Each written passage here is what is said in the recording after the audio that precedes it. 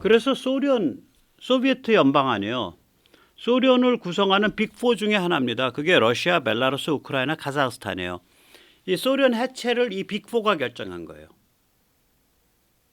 1991년에 소련을 해체키로 결정했을 때 이 빅4가 결정한 거예요. 형식이 있어야 될 거 아니에요. 소련을 해체하는데.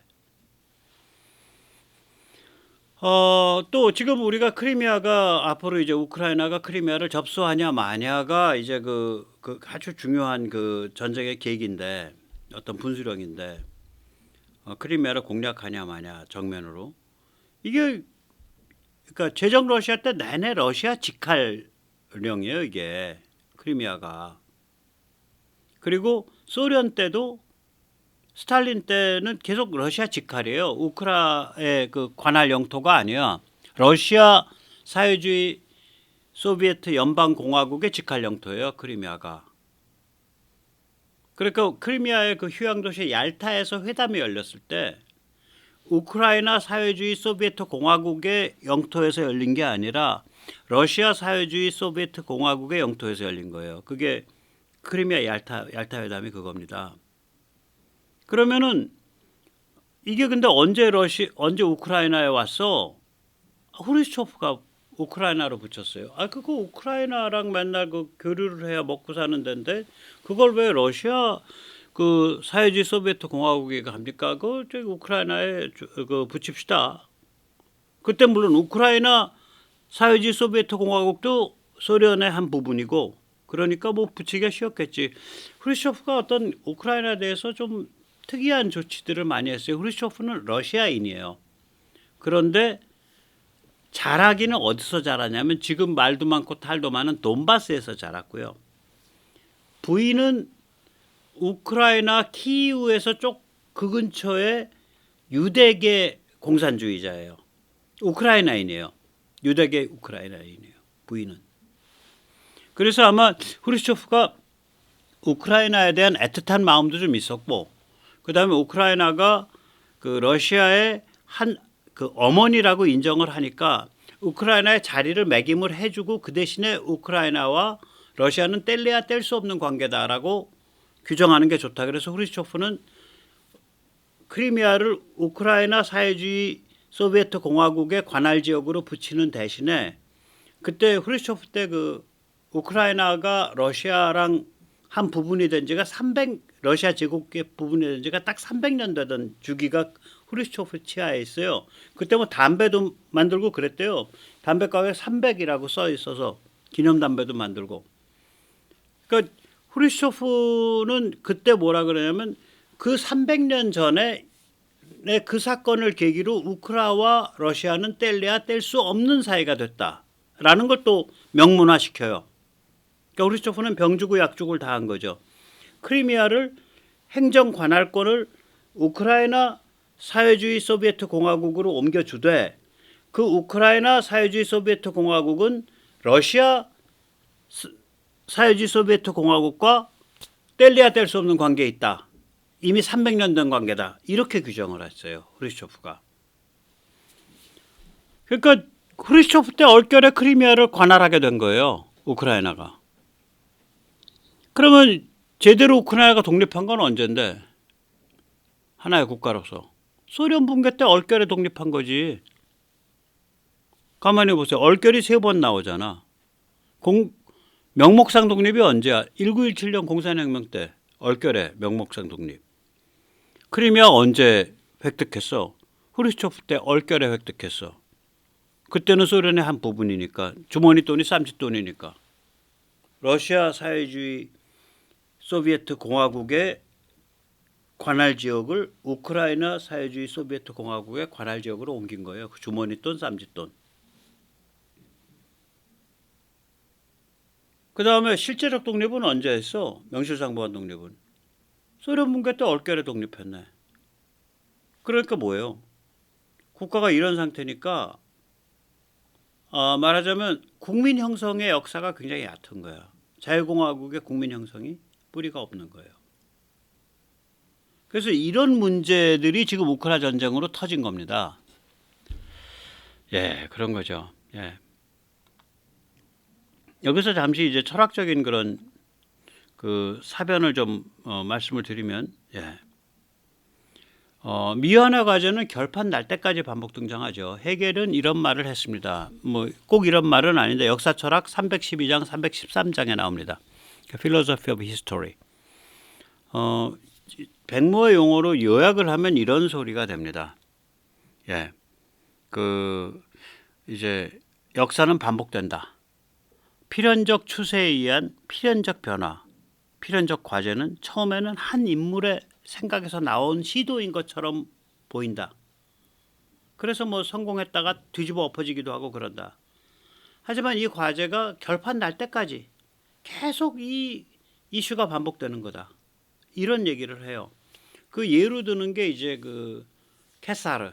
케사르가 짜르라는 러시아 황제의 칭호의 어원입니다. 그러니까 시저 케사르가. 거기서 짜르가 나온 거예요. 그 단어에서. 그 사람 이름에서. 그러니까 러시아를 통치하는 시저다 이거지. 그 이제 케사르가 이제 그 황제가 되려고 시도를 하잖아요. 그래서 브루투스가 케사르를 암살하는 사람 중에 하나가 되죠. 그때 브루투스가 유명한 말을 하죠. 나는 시저를 사랑한다. 하지만 나는 로마를 더 사랑한다. 그런 유명한 말을 하죠. 그런데 그러니까 브루투스나 이런 사람들의 관점에서 보면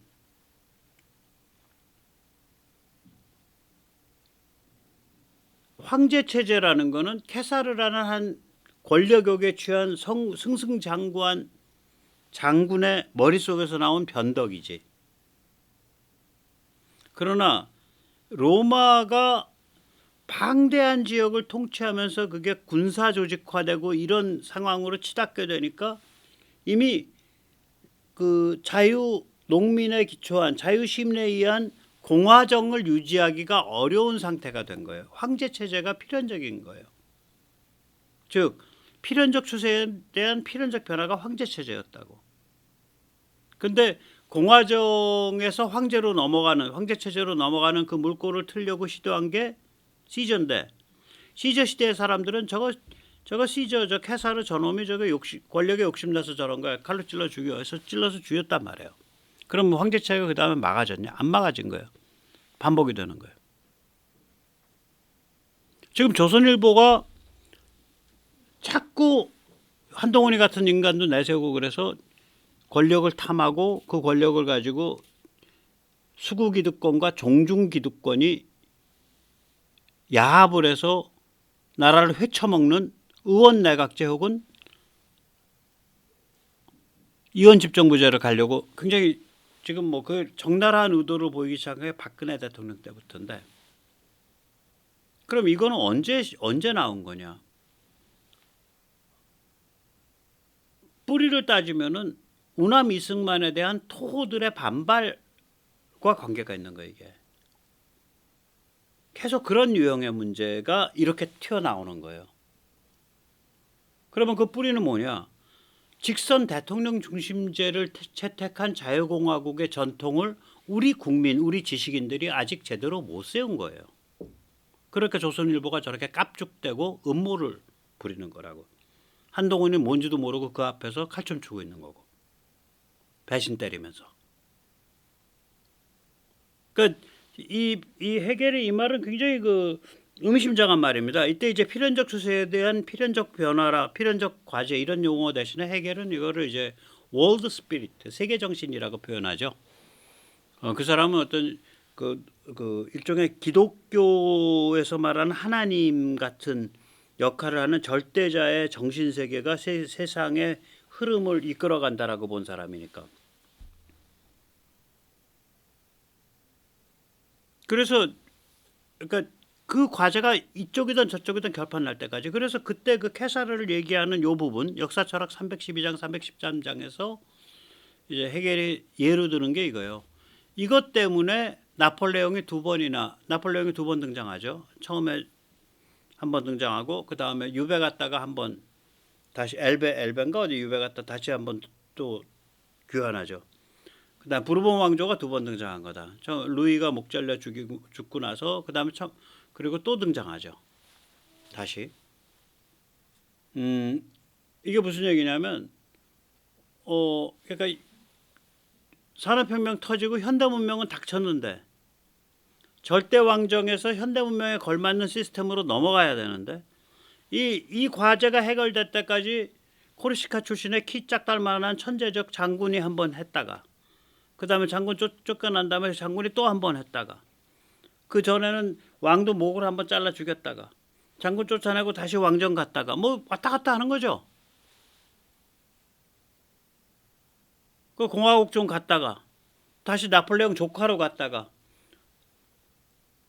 1870년 프랑스 전쟁에서 프랑스 패배하는데 주역이 돼서 프랑스 들어먹었다가 그 다음 프랑스는 기력이 쇠잔한 1.56 국가로 1위 국가로 타락해버리고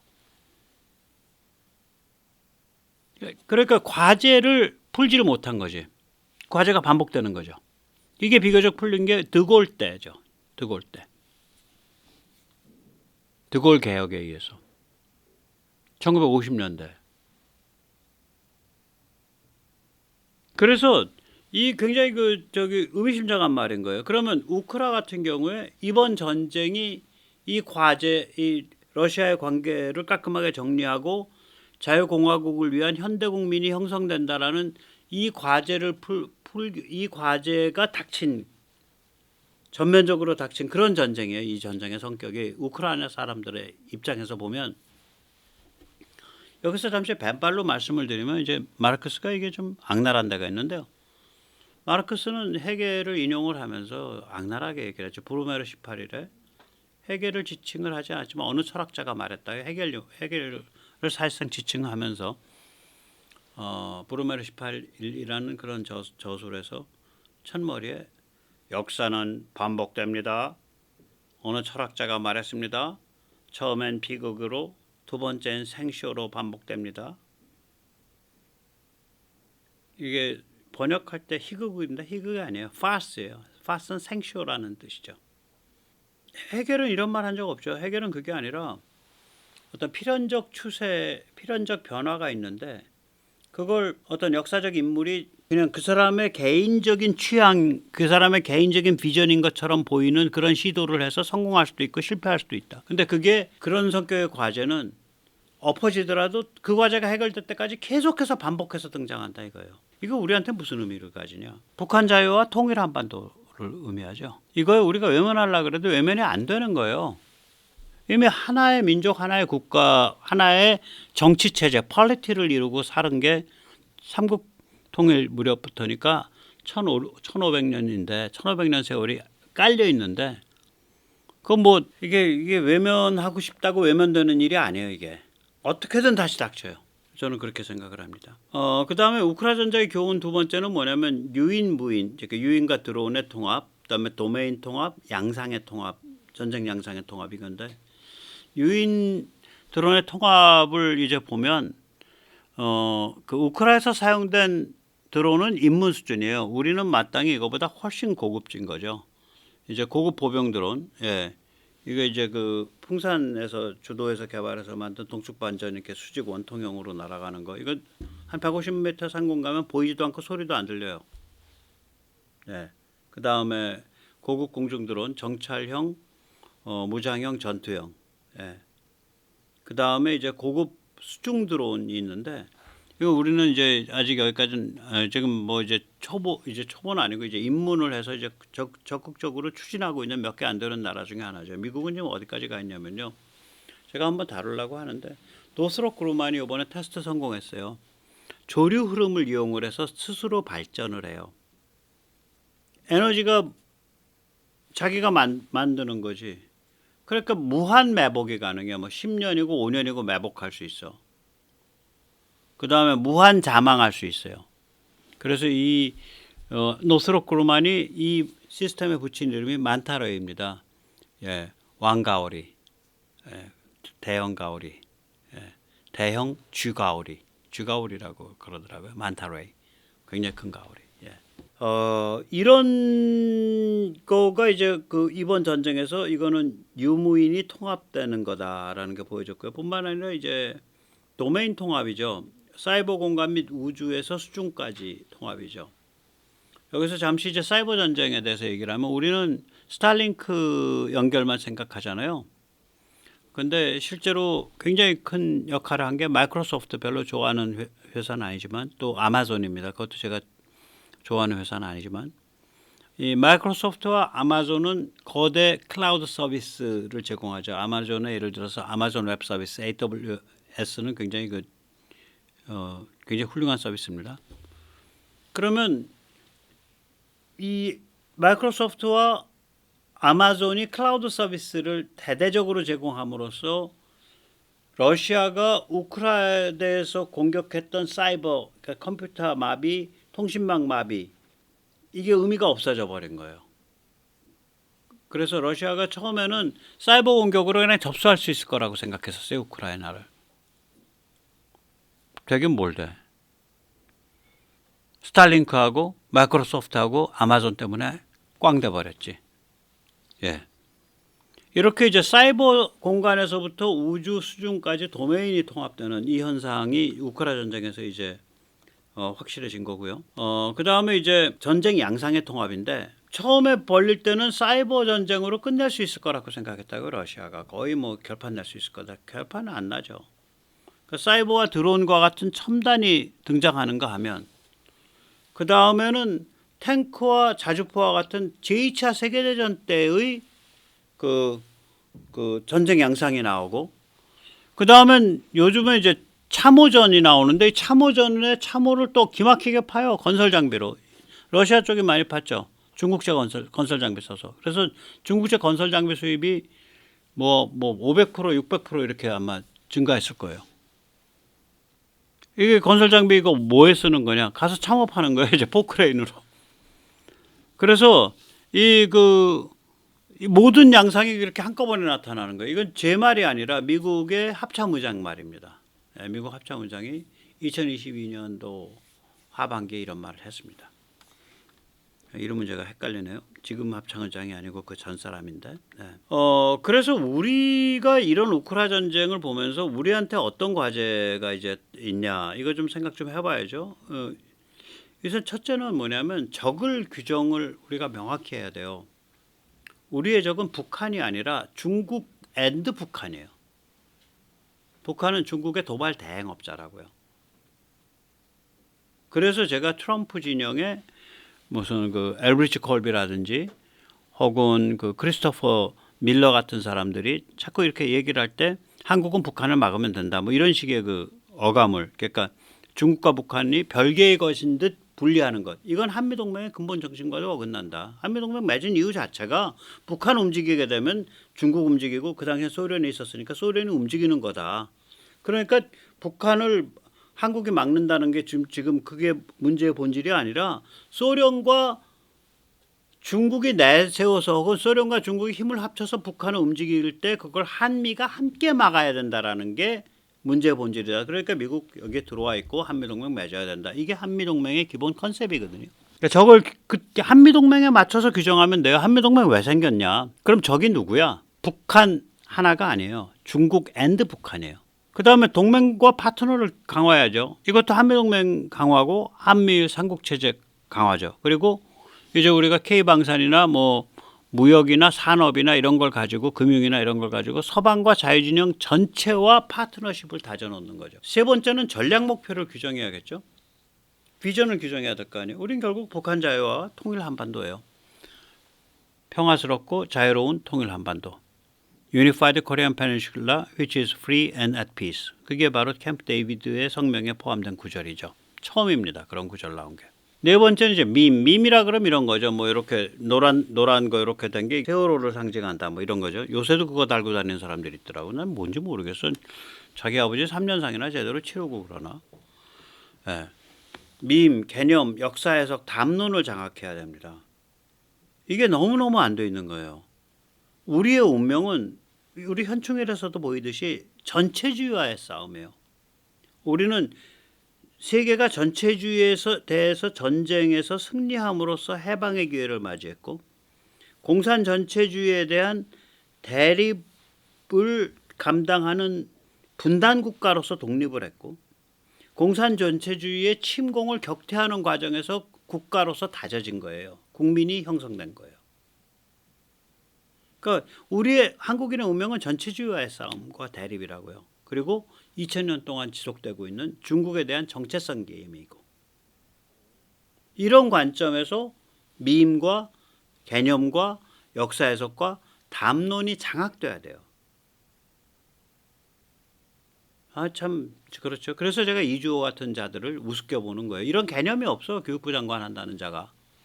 그리고 이렇게 눈 돌리면서 내가 앉을 아랫목이 어딘가, 이게 계산만 하는 사람이거든. 그러니까 참, 네, 좀 그렇죠. 네. 이렇게 네 가지의 기본 화두가 있다고. 이 화두, 4대 화두, 4대 과제를 가지고 있을 때, 그때 비로소 K묵이나 함께 또 따로 마우 자주국방은 이 4대 과제, 4대의 근본 과제로부터 파생되는 결과물이에요. 그 자체로서가 아니라고. 이 과제를 보고 이 과제를 위해서, 이 과제를 위한 수단으로서 K묵이고 자주국방인 거예요. 오늘 여기까지 모시겠습니다. 감사합니다.